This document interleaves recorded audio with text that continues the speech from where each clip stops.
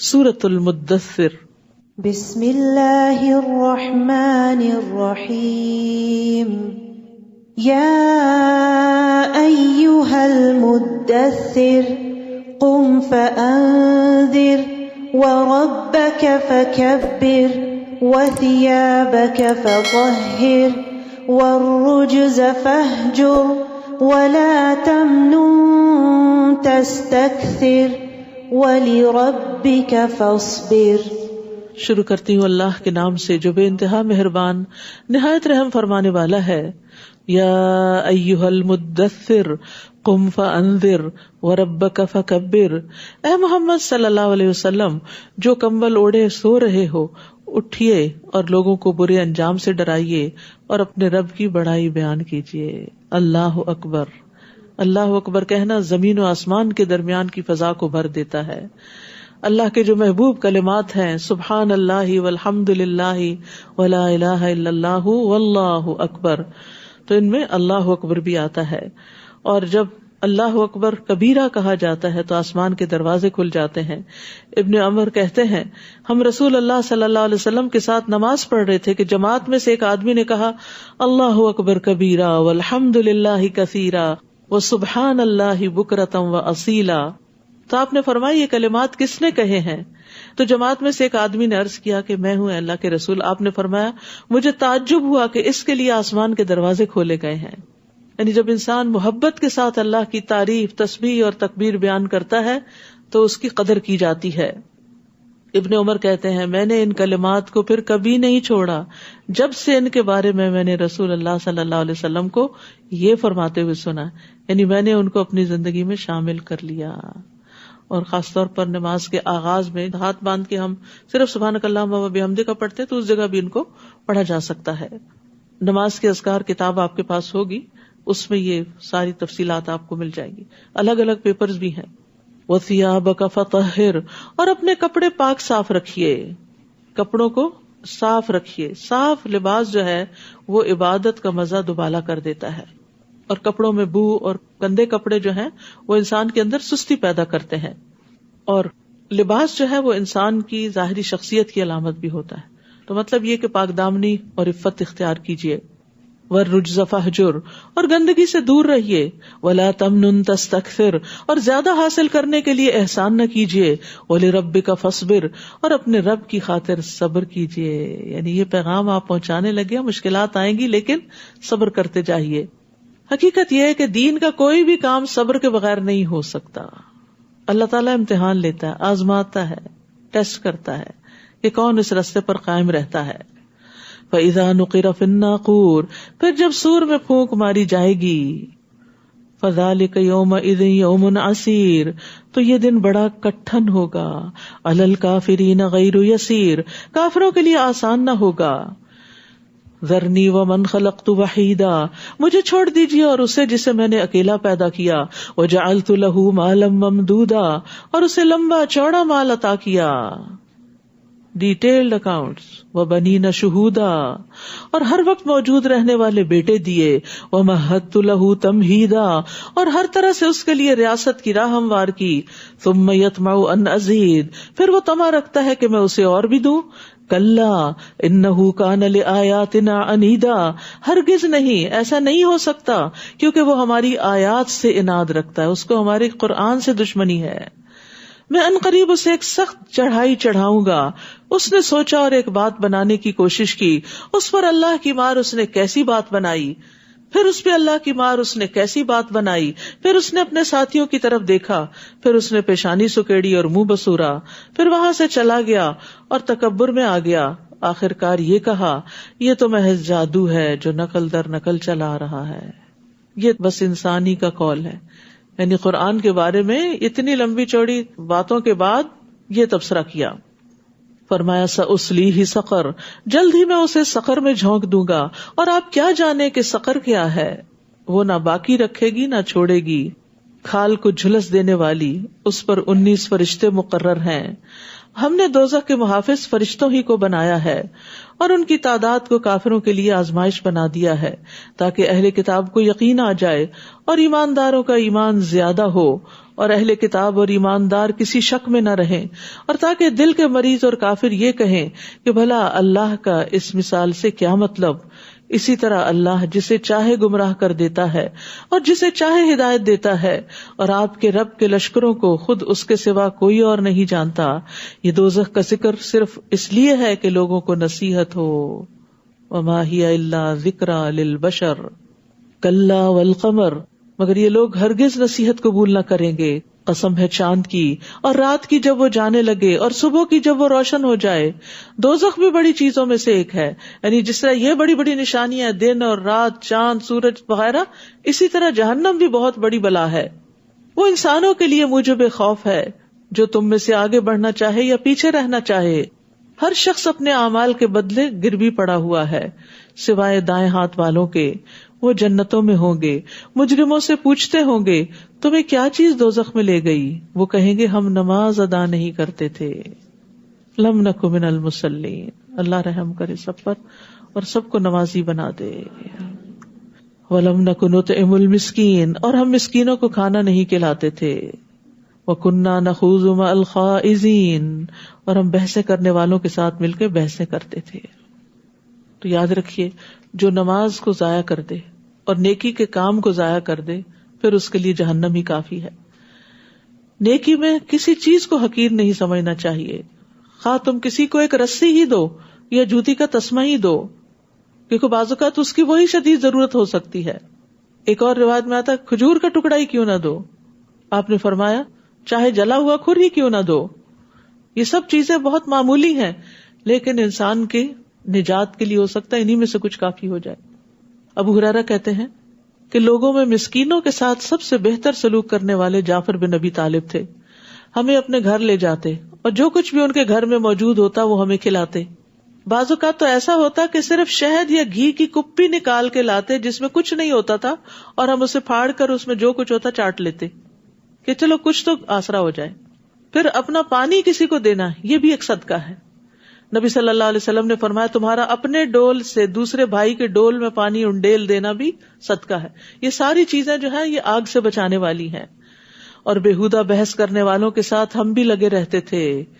یہاں غیر مناسب گفتگو کرنے پہ تنبیہ ہے، یعنی چاہے یہ دین کے بارے میں ہو چاہے دنیا کے بارے میں لغو باتیں ہوں، تو ان میں سے بھی بعض باتیں ایسی ہو جاتی ہیں جو انسان کو جہنم تک لے جاتی ہیں. اس لیے بہت محتاط رہنا چاہیے، فضول باتوں سے بچنا چاہیے. وَكُنَّا نُكَذِّبُ بِيَوْمِ الدِّينِ. اور ہم روز جزا کو جھٹلایا کرتے تھے یہاں تک کہ ہمیں موت آ گئی. اس وقت سفارش کرنے والوں کی سفارش انہیں کچھ فائدہ نہ دے گی. پھر انہیں کیا ہو گیا ہے کہ نصیحت سے منہ موڑ رہے ہیں جیسے وہ بد کے ہوئے گدھے ہوں جو شیر کے ڈر سے بھاگ کھڑے ہوں.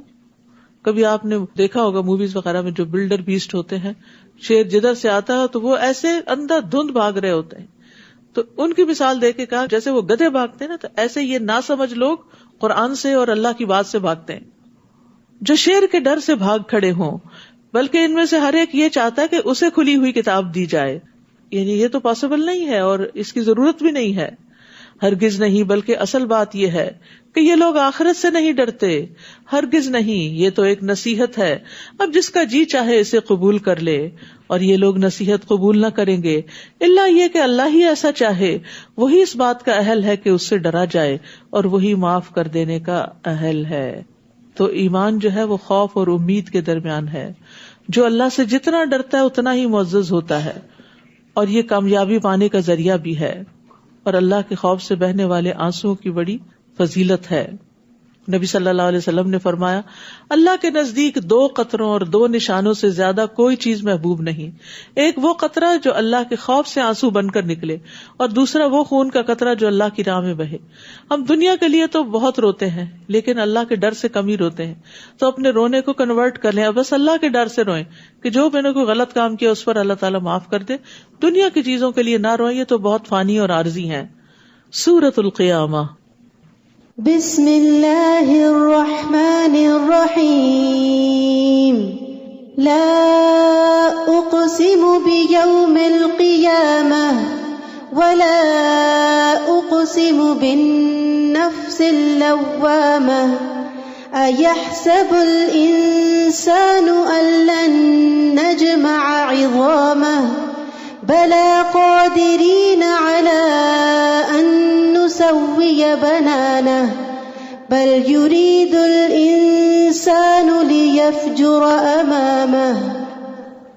شروع کرتی ہوں اللہ کے نام سے جو بے انتہا مہربان نہایت رحم فرمانے والا ہے.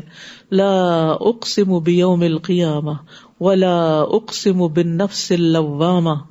میں قیامت کے دن کی قسم کھاتا ہوں اور میں ملامت کرنے والے نفس کی قسم کھاتا ہوں. قسم کیوں کھاتے ہیں؟ اللہ تعالیٰ اس چیز کو دلیل بناتے ہیں، گواہ لاتے ہیں کہ انسان کے اندر جو نفس ہے ملامت کرنے والا، وہ بھی چاہتا ہے کہ کوئی بدلے کا دن ہو، اور قیامت تو ہے ہی بدلے کا دن. کیا انسان یہ سمجھتا ہے کہ ہم اس کی ہڈیاں اکٹھی نہ کر سکیں گے؟ یعنی اس لیے انکار کرتا ہے کہ قیامت نہیں آئے گی کیونکہ ہڈیاں جمع نہیں ہو سکیں گی. کیوں نہیں؟ ہم اس بات پر قادر ہیں کہ پھر سے اس کی انگلیوں کے پور پور تک درست بنا دیں. بلکہ انسان یہ چاہتا ہے کہ وہ اپنے آگے آنے والے دنوں میں نافرمانی کرتا رہے. پوچھتا ہے کہ قیامت کا دن کب ہوگا؟ تو اس کا جواب یہ ہے کہ جب آنکھیں چندھیا جائیں گی اور چاند گہنا جائے گا اور سورج اور چاند ملا دیے جائیں گے. اس دن انسان کہے گا کہاں بھاگ کر جاؤں؟ ہرگز نہیں، اسے کوئی پناہ کی جگہ نہ ملے گی. اس دن آپ کے رب ہی کی طرف جا کر ٹھہرنا ہے. تو بہتر ہے انسان دنیا میں ہی اپنے رب کی طرف بار بار پلٹے. اس دن انسان کو بتایا جائے گا کہ اس نے آگے کیا بھیجا اور پیچھے کیا چھوڑا. بلکہ انسان اپنے آپ کو خود خوب دیکھنے والا ہے، خواہ وہ کتنی ہی معذرتیں پیش کرے.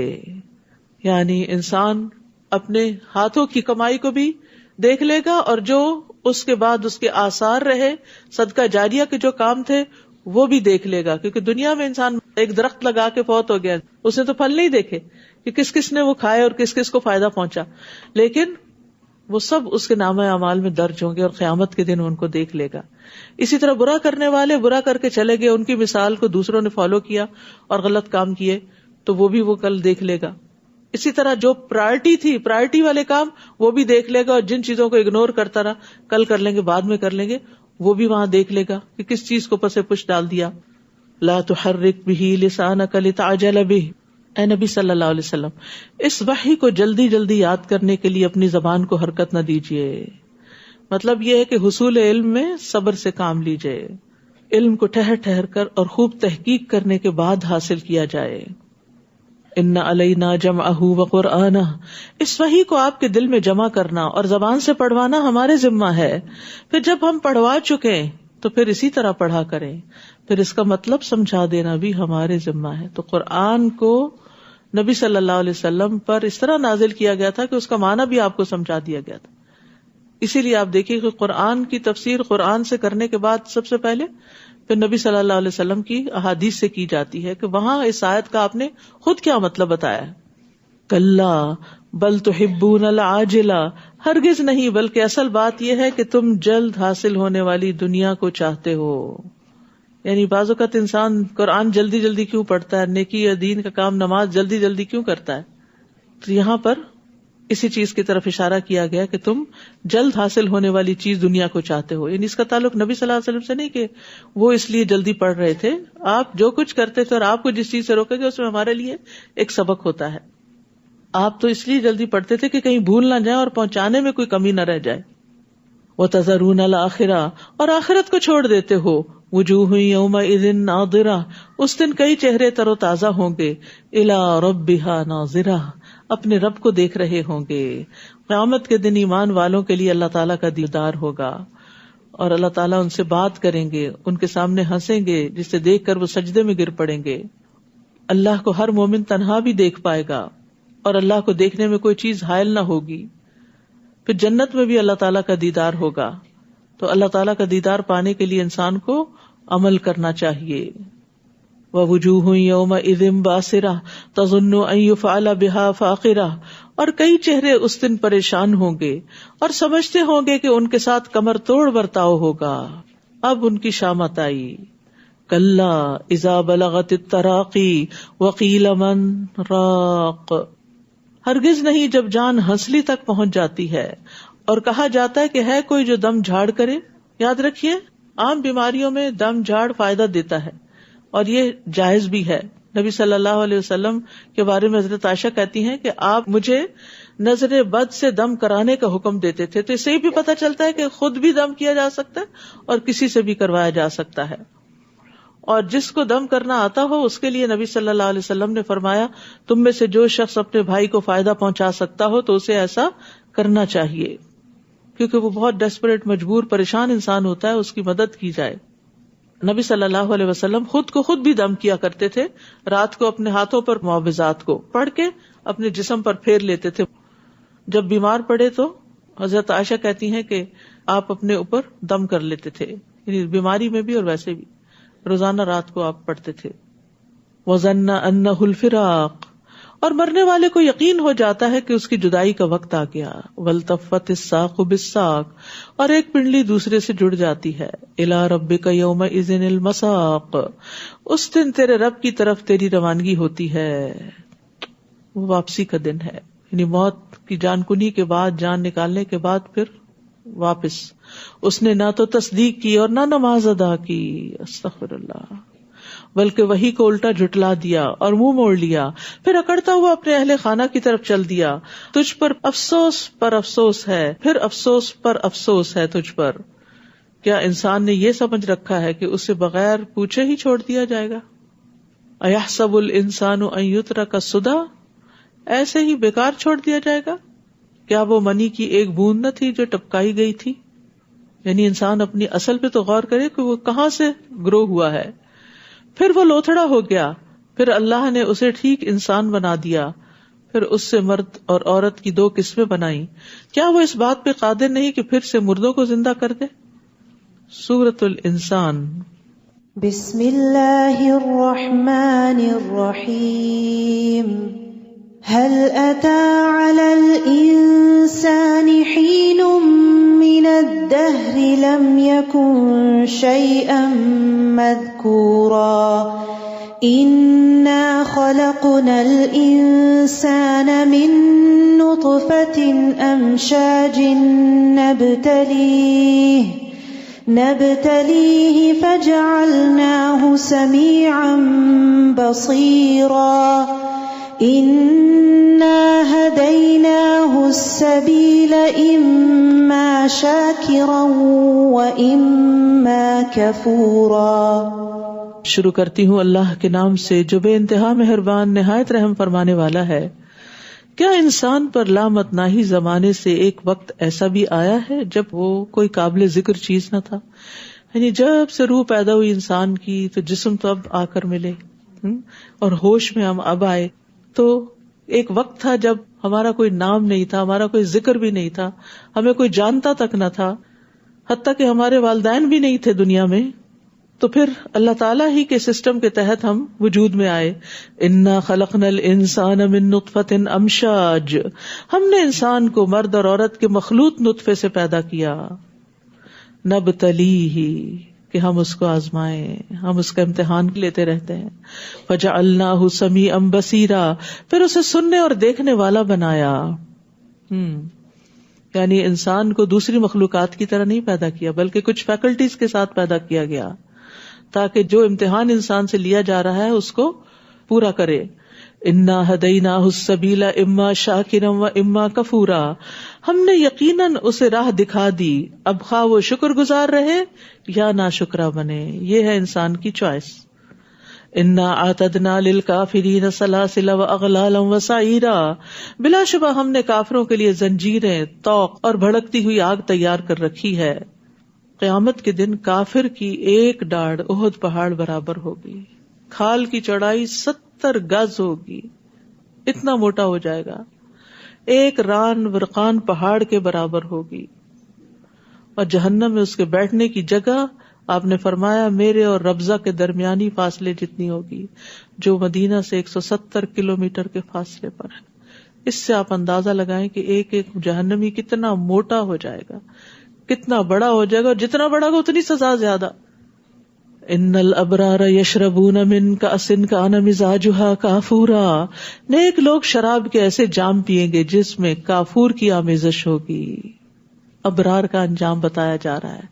وتوفنا مع الابرار عین یشرب بها عباد اللہ یفجرونها تفجیرا، وہ ایک چشمہ ہے جس سے اللہ کے بندے پیئیں گے اور جہاں چاہیں گے بسہولت اس کی شاخیں نکال لیں گے. یہ کون لوگ ہوں گے خوش قسمت؟ یوفون بالنذر، یہ وہ لوگ ہوں گے جو اپنی نظر پوری کرتے ہیں جو اللہ کے نام پہ مانی جاتی ہے. یا نظر وہ نیکی ہوتی ہے جو اللہ نے ہم پر لازم نہیں کی، ہم اس کو اپنے اوپر خود لازم کر لیتے ہیں. یعنی اللہ سے اجر پانے کے لیے جو کمٹمنٹس کی، اور اس دن سے ڈرتے ہیں جس کی آفت ہر سو پھیلی ہوئی ہوگی.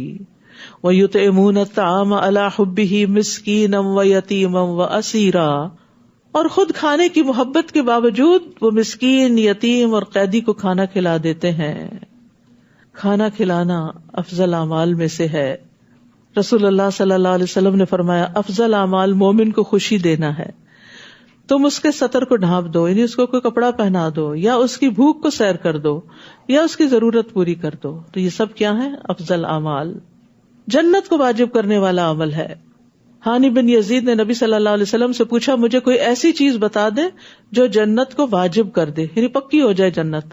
فرمایا حسن کلام، اچھی بات، اور کھانا کھلانے کو لازم پکڑ لو. حمزہ بن صہیب کہتے ہیں کہ عمر رضی اللہ عنہ نے صہیب سے کہا کہ تم میں کھانے کے معاملے میں اسراف کی خصلت ہے. تو انہوں نے فرمایا یقیناً میں نے رسول اللہ صلی اللہ علیہ وسلم کو یہ فرماتے ہوئے سنا کہ تم میں سے بہترین وہ ہیں جو کھانا کھلانے والے ہیں. یعنی کہ مہمان نوازی بھی کرتے ہیں اور ویسے بھی کھلاتے ہیں، ہر طریقے سے جو کھلانے کا طریقہ ہو سکتا ہے. تو یہ اسراف میں نہیں آتا، یعنی اس میں مال خرچ کرنا، اللہ یہ کہ ضائع کیا جائے، ضائع نہیں کر سکتے. اور پھر اللہ تعالیٰ ایک کھجور کو اور ایک لقمے کو اونلی ون مورسل اس طرح بڑھاتا ہے جس طرح تم میں سے کوئی آدمی اپنے گھوڑے کے بچھیرے کو بڑھاتا ہے، یعنی اس کو گرو کرتا ہے، بڑا کرتا ہے، پالتا ہے، حتیٰ کہ ایک لقمہ جو آپ کسی کو کھلاتے ہیں وہ اجر و ثواب میں احد پہاڑ کے برابر ہو جاتا ہے. اتنا بڑا اجر و ثواب ہے. اور اس کے لیے غریب اور مسکین یتیم کو کھلانا تو کھلانا ہی ہے. آپ کے مال میں سے کوئی بھی جو کھاتا ہے اس کا اجر آپ کو ملتا ہے. انما نطعمکم لوجہ اللہ لا نرید منکم جزاء ولا شکورا، اور انہیں کہتے ہیں ہم تمہیں صرف اللہ کی رضا کے لیے کھلا رہے ہیں، ہم تم سے نہ کوئی بدلہ چاہتے ہیں نہ شکریہ. کوئی بدلہ نہیں چاہتے، تعریف نہیں چاہتے، شکریہ بھی نہیں چاہتے. اس سے یہ پتہ چلتا ہے کہ کسی پر احسان کر کے اس سے یہ بھی نہیں کہنا چاہیے کہ تم میرے لیے دعا کرو، کیونکہ یہ کہنا بھی احسان کا بدلہ مانگنا ہے. ویسے انسان دوسروں کو کہہ سکتا ہے کہ دعا کریں، لیکن جب کوئی چیز آپ کسی کو دے رہے ہوں تو آپ بدلے میں یہ نہ کریں کہ کوئی تعریف کریں تو آپ کے نہیں، بس آپ دعا دے دیں، تو یہ بھی بدلہ مانگنا ہے. ہمیں اپنے رب سے اس دن کا ڈر لگتا ہے جو بہت منہ بنانے والا، سخت تیوری چڑھانے والا ہوگا. چنانچہ اللہ ایسے لوگوں کو اس دن کے شر سے بچا لے گا اور انہیں تازگی اور سرور بخشے گا. تازگی اور سرور یعنی دنیا میں جو خیر بانٹنے والے ہوتے ہیں ان کے چہرے فریش ہوتے ہیں، کھلے ہوئے ہوتے ہیں، تو یہی فریشنس قیامت کے دن بھی ان پر ہوگی. اور ان کے صبر کے بدلے انہیں جنت اور ریشمی لباس عطا کرے گا. وہ جنت میں تختوں پر تکیے لگائے بیٹھے ہوں گے، وہاں نہ دھوپ کی حدت دیکھیں گے نہ سردی کی شدت. آپ دیکھیں آج کل ذرا سا موسم ٹھنڈے کی طرف جاتا ہے تو ہم کہتے ہیں پھر سردی ہو گئی، ذرا سی دھوپ نکل آتی ہے تو کہتے ہیں گرمی ہو گئی. لیکن جنت میں ان دو کے بیچ میں ہی ویدر رہے گا پرماننٹلی، جس سے نہ کسی کو سردی لگے گی نہ گرمی لگے گی. یعنی اتنی مائنیوٹ چیزوں کا بھی خیال رکھا گیا کہ ٹیمپریچر جو ہے وہ کتنا ہونا چاہیے، کیونکہ ٹیمپریچر کی سیٹنگ اگر ٹھیک نہ ہو تو سارے آرام اور کمفرٹ بیکار ہو جاتے ہیں. جنت کے درختوں کے سائے ان پر جھکے ہوئے ہوں گے اور ان کے خوشے مکمل طور پر ان کے تابع فرما بنا دیے جائیں گے. بڑے بڑے درخت، لمبے سائے. جنت کے درختوں کے تنے سونے کے ہوں گے، موتی اور سونے کی جڑیں ہوں گی، اور ان پر چاندی کے برتن اور شیشے کے ساغر پھرائے جائیں گے. شیشے بھی ایسے جو چاندی سے مرکب ہوں گے، اور انہیں منتظمین جنت نے ایک خاص ترکیب سے بنایا ہوگا. وہاں انہیں شراب کے ایسے جام پلائے جائیں گے جن میں سونٹ کی آمیزش ہوگی. یہ جنت میں ایک چشمہ ہوگا جسے سلسبیل کہا جاتا ہے. اور ان کی خدمت کے لیے ایسے لڑکے دوڑتے پھر رہے ہوں گے جو ہمیشہ لڑکے ہی رہیں گے. جب تم انہیں دیکھو تو سمجھو کہ وہ بکھرے ہوئے موتی ہیں. اتنی زبردست سروس. عبداللہ بن عمر کہتے ہیں کم تر درجے کا جنتی وہ ہے جس کے لیے 1000 خادم بھاگ دوڑ کر رہے ہوں گے. 1000 سرو کرنے والے.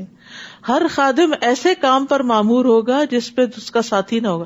ہر ایک الگ الگ آپ کے لیے کام کر رہا ہوگا, تو کسی بھی چیز کا انتظار نہیں کرنا پڑے گا. اور جدھر بھی تم دیکھو تو نعمتیں ہی نعمتیں, اور ایک بہت بڑی سلطنت دیکھو گے. ہر طرف رونقیں ہی رونقیں. ان پر باریک ریشم اور گاڑھے ریشم کے لباس ہوں گے, اور انہیں چاندی کے کنگن پہنائے جائیں گے, اور ان کا رب انہیں نہایت صاف ستھرے مشروب پلائے گا. وَسَقَاهُمْ رَبُّهُمْ شَرَابًا طَهُورًا. پیچھے آپ نے دیکھا کہ جنت کا ایک چشمہ ہوگا جسے جنتی جہاں چاہیں گے وہاں کے لے جائیں گے, یعنی خود پیئیں گے. دوسرے ولدان پلائیں گے, غلام پلائیں گے, خادم پلائیں گے, اور تیسرے اس سے بھی اعلیٰ درجے کے مقربون کو رب پلائے گا. وَسَقَاهُمْ رَبُّهُمْ شَرَابًا طَهُورًا. اور فرمائے گا یہ ہے تمہاری جزا, اور تمہاری کوشش کی قدر کی گئی. یعنی معمولی نیکی کی بھی قدر کرنے والا ہے. رسول اللہ صلی اللہ علیہ وسلم نے فرمایا جس نے مسلمانوں کے راستے سے ایسی چیز ہٹا دی جو انہیں تکلیف پہنچاتی ہو, اللہ اس کے لیے نیکی لکھ دیتا ہے, اور جس کے لیے اللہ نیکی لکھ دے اس کی وجہ سے اسے جنت میں داخل کرتا ہے. اے نبی, ہم نے ہی یہ قرآن تھوڑا تھوڑا کر کے آپ پر نازل کیا ہے, لہٰذا آپ اپنے رب کے حکم کے مطابق صبر کیجیے, اور ان میں سے کسی گناہگار یا ناشکرے کی بات نہ مانیے, اور صبح و شام اپنے رب کا نام یاد کیجیے, اور رات کو بھی اس کے حضور سجدہ کیجیے, اور رات کے طویل اوقات میں اس کی تسبیح کیجیے. یہ لوگ تو بس دنیا سے ہی محبت رکھتے ہیں, اور ان کے آگے جو بھاری دن آنے والا ہے اسے نظر انداز کر دیتے ہیں. ہم نے ہی انہیں پیدا کیا اور ان کے جوڑ بند مضبوط کیے, اور جب ہم چاہیں ایسے ہی اور لوگ ان کی جگہ پر لے آئیں.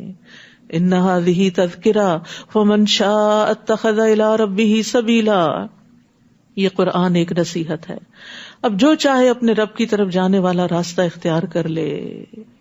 اللہ نے راہیں دکھا دی, اب جو چاہے پیروی کرے. اور تم وہی کچھ چاہ سکتے ہو جو اللہ چاہتا ہے. اللہ یقیناً سب کچھ جاننے والا حکمت والا ہے. یدخل من یشاء فی رحمتہ والظالمین اعد لهم عذابا الیما. وہ جسے چاہے اپنی رحمت میں داخل کرتا ہے, اور ظالموں کے لیے اس نے دردناک عذاب تیار کر رکھا ہے. سورۃ المرسلات. نبی صلی اللہ علیہ وسلم اس کو مغرب میں پڑھا کرتے تھے. شروع کرتی ہوں اللہ کے نام سے جو بے انتہا مہربان نہایت رحم فرمانے والا ہے. والمرسلات عرفا فالعاصفات عصفا. ان ہواؤں کی قسم جو دھیرے دھیرے چلتی ہیں, پھر زور پکڑ کر جھکڑ بن جاتی ہیں, اور بادلوں کو اٹھا کر پھیلا دیتی ہیں, پھر انہیں پھاڑ کر جدا کر دیتی ہیں, پھر دلوں میں اللہ کی یاد ڈالتی ہیں, عذر کی صورت میں یا ڈرانے کی صورت میں. ایک ہوا جو ہمیں نظر نہیں آتی کیا کچھ کر جاتی ہے, کیسی کیسی قوت ہے اس میں. تو اس سے بھی سبق حاصل کرو, اس سے دلیل پکڑو. کیا انما توعدون لواقع, کہ جس چیز کا تم سے وعدہ کیا جاتا ہے وہ ضرور ہو کر رہے گی. کب ہوگی؟ جب ستارے بے نور ہو جائیں گے, اور آسمان پھاڑ دیا جائے گا, اور پہاڑ ریزہ ریزہ کر کے اڑا دیے جائیں گے, اور رسولوں کی حاضری کا وقت آ پہنچے گا. بھلا کس دن کے لیے ان امور میں تاخیر کی گئی؟ فیصلے کے دن کے لیے. وما ادراک ما یوم الفصل, اور آپ کیا جانیں کہ فیصلے کا دن کیا ہے. وہ دن ساری مخلوق کا فیصلے کا دن ہے, حتیٰ کہ بغیر سینگ والی بکری کا بدلہ سینگ والی بکری سے لے لیا جائے گا.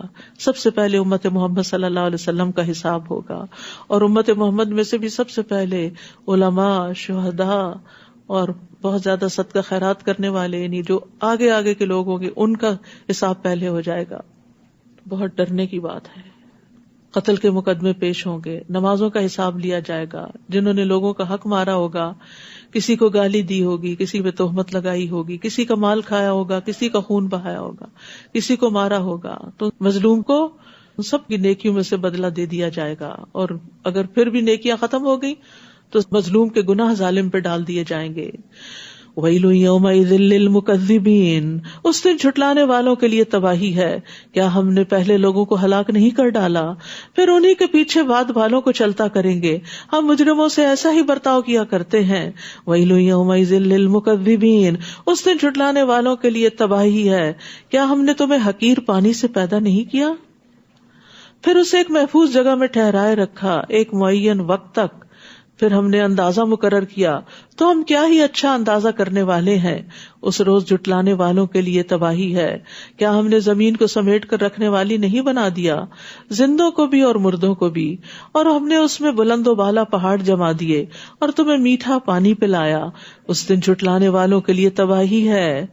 چلو اسی دوزخ کی طرف جسے تم جھٹلایا کرتے تھے، چلو اس سائے کی طرف جو 3 شاخوں والا ہے، جو نہ ٹھنڈی چھاؤں ہوگی نہ تپش سے بچائے گی، اور وہ اتنے بڑے بڑے شرارے پھینکے گی. یہ جہنم جیسے محل، یعنی ایک ایک شرارہ جو ہوتا ہے، ایک ایک چنگاری جو ہوتی ہے اتنی بڑی ہوگی جہنم کی، جیسے ایک بہت بڑی ہیوج عمارت جو اچھلتی ہوئی یوں محسوس ہوگی گویا وہ زرد اونٹ ہے. اس دن جھٹلانے والوں کے لیے تباہی ہے. ھذا یوم لا ینطقون، یہ ایسا دن ہوگا جس میں وہ کچھ بول نہ سکیں گے اور نہ انہیں اجازت دی جائے گی کہ وہ کوئی عذر پیش کریں. اس دن جھٹلانے والوں کے لیے تباہی ہے. یہی فیصلے کا دن ہے. ہم نے تمہیں بھی اور پہلوں کو بھی جمع کر دیا ہے. پھر اگر تمہارے پاس کوئی چال ہے تو میرے خلاف چل دیکھو. اس دن جھٹلانے والوں کے لیے تباہی ہے. ان المتقین فی ظلال وعیون وفواکہ مما یشتہون، متقی لوگ اس دن سایوں اور چشموں میں ہوں گے، اور جو پھل وہ چاہیں گے انہیں ملیں گے. ہر ایک کی اپنی اپنی چوائس ہوتی ہے، تو جیسا وہ چاہیں گے ویسا ہی مل جائے گا. دنیا میں بعض اوقات آپ کا کسی خاص پھل کے کھانے کو بہت دل چاہ رہا ہوتا ہے لیکن اس کا سیزن ہی نہیں ہوتا. وہاں ایسا کوئی مسئلہ نہیں، کوئی رکاوٹ نہیں. کلوا واشربوا ہنیئا بما کنتم تعملون، مزے سے کھاؤ پیو اپنے ان اعمال کے بدلے جو تم کرتے رہے. بلا شبہ ہم نیکوکاروں کو اسی طرح بدلہ دیتے ہیں. اس دن جھٹلانے والوں کے لیے تباہی ہے. چند دن کھا لو اور مزے اڑا لو، بلا شبہ تم مجرم ہو. استغفر اللہ. یعنی دنیا میں عیش و عشرت کرنے والوں کو یہ تنبیہ کی جا رہی ہے کہ آخرت کو بھول کے اگر دنیا ہی کے مزوں میں لگے ہوئے ہو تو یہ صرف چند دن کے ہیں، آگے کو نہ بھولو. وَيْلٌ يَوْمَئِذٍ لِّلْمُكَذِّبِينَ وَإِذَا قِيلَ لَهُمُ ارْكَعُوا لَا يَرْكَعُونَ، اور جب ان سے کہا جاتا ہے کہ جھکو تو جھکتے نہیں. وَيْلٌ يَوْمَئِذٍ لِّلْمُكَذِّبِينَ فَبِأَيِّ حَدِيثٍ بَعْدَهُ يُؤْمِنُونَ. اس دن جھٹلانے والوں کے لیے تباہی ہے. پھر اس کلام یعنی قرآن کے بعد اور کون سا کلام ہو سکتا ہے جس پر یہ ایمان لائیں گے. وآخر دعوانا ان الحمد للہ رب العالمین. یہ کہتے ہیں کہ کھانا کھلانے پہ ابھارا گیا ہے، الہدا کا افطار فنڈ ہے، اس میں ڈالیے. یہاں ماشاءاللہ سیٹرڈے کو 600-700 لوگ افطاری کرتے ہیں. آپ کا اگر $1 بھی ڈلا ہوا تو وہ سب پہ تقسیم ہو جائے گا. اجتماعی طور پر خرچ کرنے کا یہی فائدہ ہوتا ہے، ورنہ تو آپ $1 ایک بندے کو دیتے ہیں نا، ایک آپ نے سب کی نیت سے دے دیا، چاہے اتنا اتنا وہ سارا ثواب آپ کو انشاءاللہ ملے گا. اسی طرح اعتکاف کے دنوں کے لیے سحور اور افطار میں جو اسی مسجد میں ہوگا، جو کرنے کے لیے آئیں گے ان کے لیے بھی ابھی فوڈ فنڈ میں کمی ہے، تو جو لوگ بھی ڈالنا چاہیں تو موسٹ ویلکم. سبحانک اللہم وبحمدک اشہد ان لا الہ الا انت استغفرک واتوب الیک. السلام علیکم ورحمۃ اللہ وبرکاتہ.